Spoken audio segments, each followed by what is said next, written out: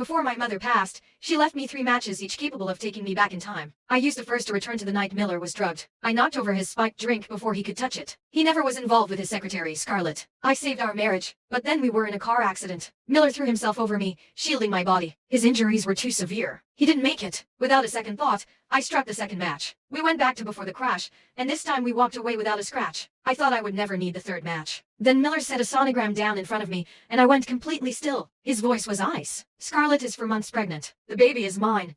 A ringing filled my ears. The fact that I survived that accident means God gave me a second chance, a chance to go after what I really want. You can keep the title of Mrs. Miller. Just stay out of Scarlett's way. I couldn't figure out how Miller still remembered the accident. When did it start? I asked. That doesn't matter anymore. Scarlett grew up with nothing, no stability, no security. What I feel for you now is more like family. The love is gone.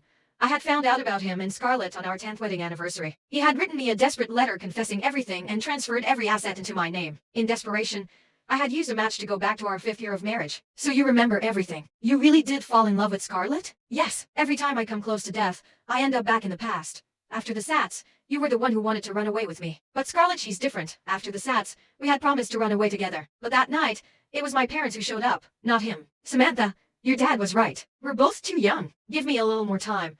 I defied my father and married him anyway. Now Miller looked at me with cold, flat eyes. You can always file for divorce. Of course, your mother's medical bills would become your problem to handle alone. He walked out. My mother had taken Miller in after she learned he had no parents. She treated him like a son. And yet, no matter how many times I went back, she still got cancer. Every time, I went after him. What gave him the right to betray me again? Scarlett was outside, her arms looped around his neck. The baby and I have been waiting forever. Miller smiled. There's a Sotheby's auction coming up. I saw some jewelry that would suit you perfectly. I watched him kiss Scarlett, and when she pulled back, he leaned in and kissed her again. We hadn't been that close in years. We hadn't actually kissed since our honeymoon. I pulled out the last match. A nurse nearby sighed. Apparently Scarlett fell in love with the house where Miller's wife lives. So he's selling the place, moving his wife to some apartment near the hospital.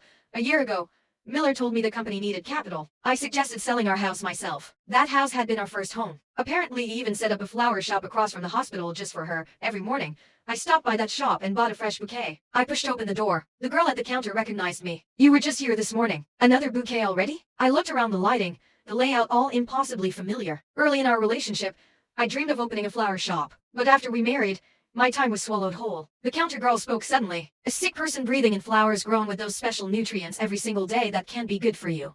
What do you mean? The girl pulled me into the corner. Those flowers just cause allergies. But the manager told us you tried to tamper with her husband, and luckily he tricked you into signing a fake marriage certificate. She said someone helped her get rid of your baby too,